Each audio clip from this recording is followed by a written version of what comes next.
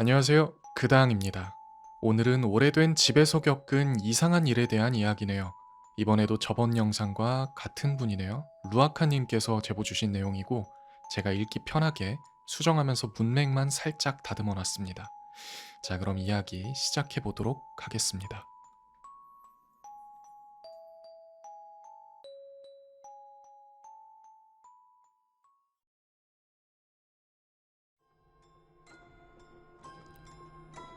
부모님은 그 집을 그냥 집이라고 부르지 않았다.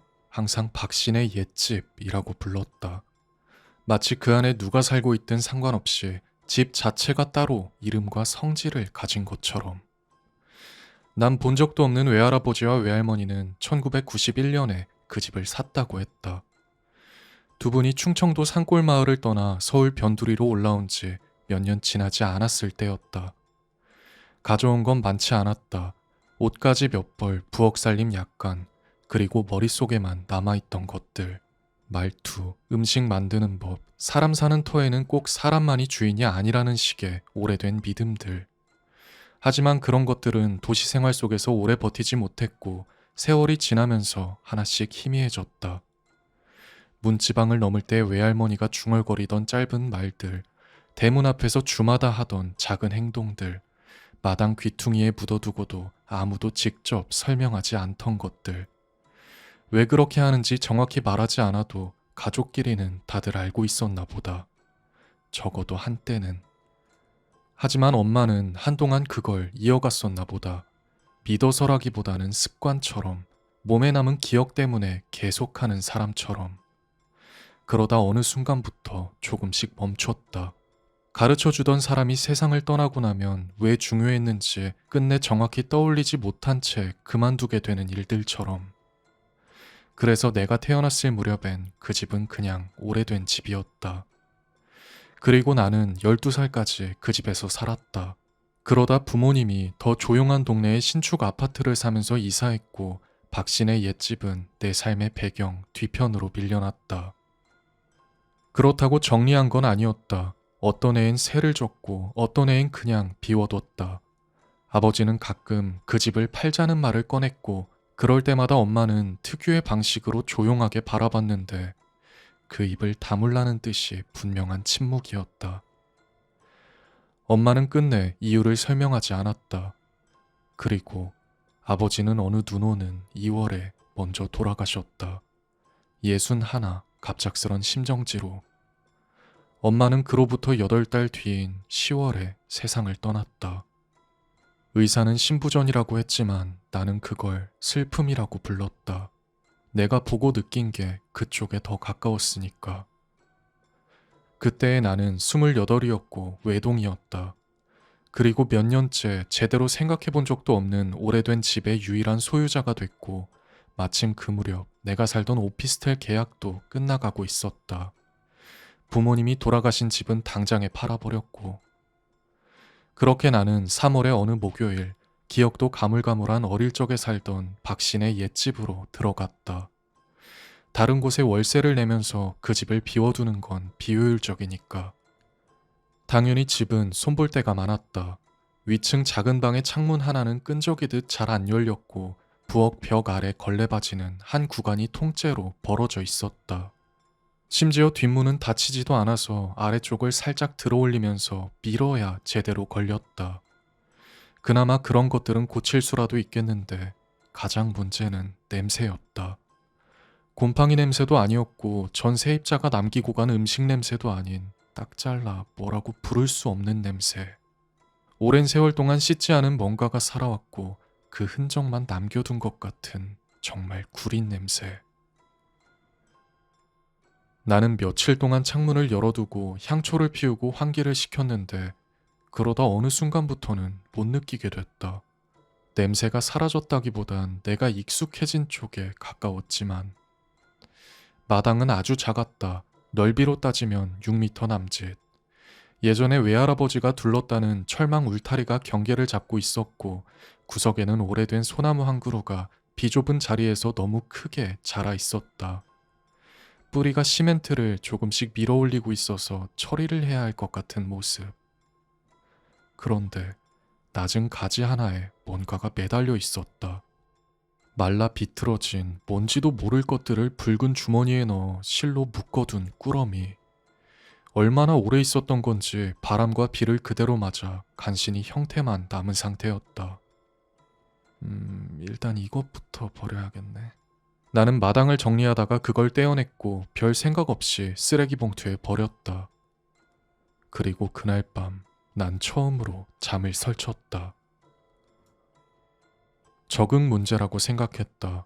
솔직히 너무 말짱하긴 했지. 부모님의 죽음, 낯선 공간, 오래된 기억, 아직 끝나지 않은 상실감. 정신은 물론이고 육체적으로도 이 새로운 장소를 안전하다고 받아들이기까지는 시간이 필요했다. 하물며 이렇게 오래된 시간을 품고 있는 집이라면 더더욱. 그렇게 생각했는데 소리가 들리기 시작한 건 둘째 주부터였다. 대단한 소리는 아니었다. 그저 툭툭거리는, 누가 들어도 이상하다고 할 만한 것도 아닌 소리. 새벽 2, 3시쯤 갑자기 잠에서 깨서 분명 뭔가를 들은 것 같다는 확신만 품은 채 가만히 누워 아무 소리도 아닌 것을 듣고 있을 때가 많았다. 분명 아무 소리도 아닌데 질감이 있었고 무게가 있었다. 부모님이 돌아가신 후 너무 말짱한 내 상태에 오히려 위화감을 느껴 정신병원을 찾아갔던 적이 있었다. 그리고 의사가 건넨 명함을 받았던 걸 떠올린 내가 아주 오랜만에 그에게 전화를 걸었다. 의사는 내가 겪고 있는 걸 과각성이라고 불렀다. 상실 뒤에 오는 정상적인 반응, 안 좋은 일을 연달아 겪은 뒤 신경계가 계속 위험을 점검하는 상태. 나는 그 설명에 동의했다. 정확히 3주 정도는 계속 그렇게 동의했다. 긁는 소리가 시작된 건 목요일, 집 뒤쪽 벽, 그러니까 마당과 맞닿은 쪽에서 났다. 규칙적이지 않은 리듬. 배관이 수축하면서 내는 소리치고는 너무 의도적이었고 쥐나 길고양이 같은 게 움직이는 소리라고 보기에는 너무 들쭉날쭉했다. 나는 해충 방지업체를 불렀고 수요일에 기사가 왔다. 40분쯤 벽과 바닥 및 공간을 살피고 나온 그는 얼굴이 조금 질린 상태였다. 배설물도 없고 둥지도 없고 들어온 흔적도 없는데 이게 있었다면서 내게 낡은 공책 몇 권을 건넸다. 그리고 왜인지 나가는 동안 그는 내 눈을 똑바로 바라보지 않았다. 그날 새벽 이상한 감촉에 눈을 떴을 때 내 코에 거의 닿을 듯 날 내려보고 있는 무언가와 마주했다. 잠결이라 잠깐 무슨 일인지 파악이 되질 않아서 멈칫했다가 이내 전신에 소름이 돋았다. 소리가 무서웠던 탓에 켜두었던 작은 간접등 때문에 그것의 얼굴이 더욱 선명하게 보였다. 날카로운 무언가로 난도질을 한 것 같은 얼굴엔 핏기가 하나도 없어서 누가 회색 점토에 칼질을 해놓은 것 같은 모양새였고 수분이 다 빠진 것 같은 쪼그라든 눈동자와 입술은 누가 봐도 사람이라고 부를 수 없는 존재임을 나타내고 있었다.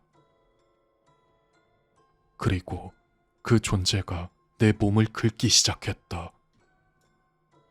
언제부턴가 마르기 시작해서 껍데기만 남은 내 가슴 위로 짐승의 발톱, 아니 썩은 나뭇가지와 더 닮은 듯한 더러운 손톱이 지나가면서 붉은 자국이 생기고 있었다. 눈을 뜸과 동시에 굳어버린 몸을 어떻게든 움직여보려 발버둥 쳤지만 불가능한 일이라는 듯 몸은 말을 듣지 않았다. 정말 미쳐버릴 것 같았다. 저런 게 보이는 걸 보면 실제로 미친 것일 확률이 더 높았다. 그렇게 내 몸을 긁어대는 그것과 얼굴을 마주한 채 해가 뜰 때까지 간신히 정신을 붙잡고 있었다. 라고 생각했는데 눈이 떠졌다. 꿈속에서 꿈을 꾼 건가? 몸이 온통 땀으로 젖어 있다는 걸 느끼면서 시선을 내려보니 너무도 선명한 붉은 자국들이 몸에 남아있다. 꿈이 아니다. 소스라치게 놀라며 침대에서 일어나 집 밖으로 뛰쳐나갔다. 그리고 아주 분명하게 느꼈다. 소나무 근처에 무언가가 서서 나를 보고 있다는 걸. 아무것도 없는 곳에서 무언가 날 바라보고 있었다. 또다시 소름이 끼쳤지만 이상하게도 위협적이지는 않았다. 그건 정말 이상한 느낌이었다. 말이 안 되는 상황임에도 도망쳐야 한다는 본능적인 생각도 들지 않았고, 그렇다고 공포가 확 치솟지도 않았다. 어제 겪은 것과 다른 건가? 흥미가 없는 건 아닌데 그렇다고 적대적인 것도 아닌 시선. 나는 조용히 집 안으로 들어왔다. 그리고 부엌에 선 채 한참을 움직이지 못했다. 이 다음은 어쩌면 당연한 수순이었다. 어제 업자가 발견한 공책. 난 미뤄두었던 그 공책을 읽기 시작했다. 아버지는 글을 쓰는 걸 참 좋아하던 사람이었다. 내가 태어나고 자라면서 해온 모든 것들을 다 기록했을 정도로. 그리고 그 공책엔 자신이 이 집에 대해 관찰한 것, 외할머니에게 들은 이야기, 잊고 싶지 않았던 말들이 적혀 있었다. 말짱해 보였지만 낡아서 혹시 찢어질까 싶어서 조심스레 책을 펼쳐보니 군데군데 아버지의 어릴 적 사투리나 한문투 같은 낡은 표현도 섞여 있었다. 나는 그걸 읽는 일을 미뤘었다. 이 책 속에서 내가 당장 살아야 할 이 집에 대한 안 좋은 무언가라도 적혀 있다면 보아서 걱정거리를 만드느니 모르는 게 약이라고 생각했으니까. 촤륵. 외할머니에 대한 이야기가 줄을 이루는 내용의 책이었다. 서울에 처음 올라와 적응하던 시절의 기록, 그간 그들이 살던 집에서 해오던 무언가들, 지금에 와선 아무런 의미가 없는 행동으로 보이는 의식적인 행동들. 그리고 세 번째 공책에서 나는 손을 멈췄다. 집에서 지켜야 할 것에 대해, 외할머니가 여기서 무엇을 했는지, 그 전에는 외증조 할머니가 무엇을 했는지, 왜 그게 중요했는지. 거기엔 터주라는 말이 적혀 있었다. 어릴 때 한두 번쯤 듣고도 의미를 모르고 흘려보낸 단어였다.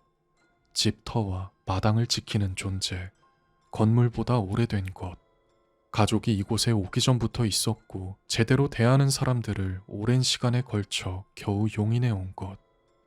귀신이라고 하기엔 달랐고 악귀라고 하기에도 어긋났다. 원래 그 자리에 먼저 있던 존재. 누군가 집을 짓기 전부터 그 땅에 있었고 오랜 시간 동안 이 가족이 예를 갖추는 방식을 보며 살도록 허락해준 무언가. 그리고 아버지는 내가 갖다 버린 소나무에 달려있던 꾸러미에 대해서도 적어놨다. 대문 근처에 주마다 두던 소금과 밥, 해질 무렵 건네는 짧은 말들, 숭배가 아니라 인사. 이 터가 우리 것만은 아니라는 사실을 인정하고 우리가 그걸 알고 있으며 이렇게 살아가게 두는데 감사한다는 뜻의 확인.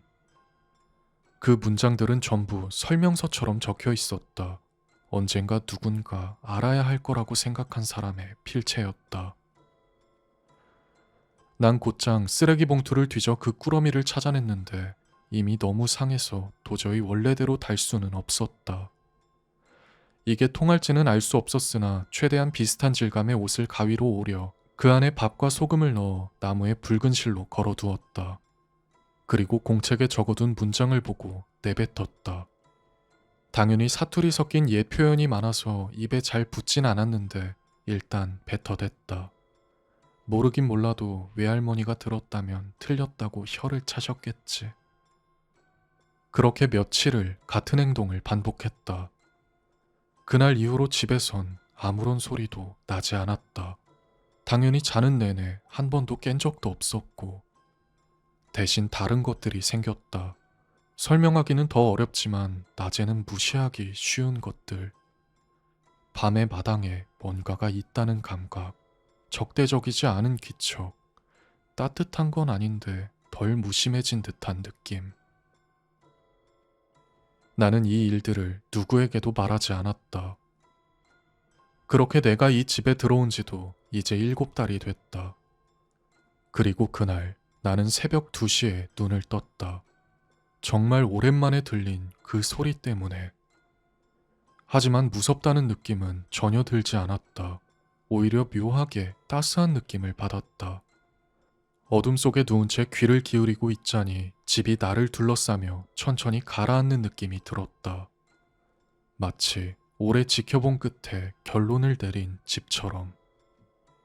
왜인지 모르겠으나 그때 나는 본 적도 없는 외할머니가 소나무에 꾸러미를 매달던 모습을 떠올렸다. 문지방 앞에서 짧은 말을 하던 엄마를 떠올렸고, 언젠가 내가 보게 될 걸 알고 있었던 사람처럼 공책을 남겨둔 아버지를 떠올렸다. 그렇게 집은 나를 받아들였다. 난 오늘도 해가 지기 전에 대문 옆을 정리했다. 오래된 밥을 치우고 새 것으로 바꿨다. 그리고 이제는 익숙해진 그 말을 2차례 내뱉었다. 누가 본다면 미친놈인가 싶겠지만 적어도 내가 이 집에 사는 동안은 계속 갈 예정이다. 그걸 멈추는 날, 이 집은 더 이상 나를 제 곁에 둘 이유를 느끼지 못할 테니까. 내가 미쳤다고 한다면 뭐 그렇게 생각할 수 있다고 보는데, 명확한 건 결국 하나뿐이다. 나는 이 집에서 살고 있는 게 아니라 머무는 것을 허락받고 있다. 그리고 그 사실을 안 이상 다시는 예전처럼 살 수 없겠지.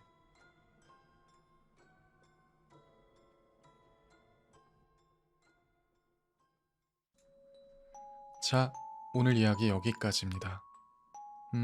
요즘 메일로 제보가 정말 많이 들어오고 있는데, 제가 이건 예전부터 같지만 선별을 좀 하고 있어요. 제가 마음에 드는 거 위주로. 근데 약간 제가 이런 취향인 것 같아요. 너무 귀신 귀신 이런 거보다는 약간 공포스러운 분위기는 있되 과하지 않은? 네. 약간 제 취향이 그런 쪽인 것 같아요. 아무튼 오늘 이야기 여기까지고요. 오늘도 좋은 밤 되시길.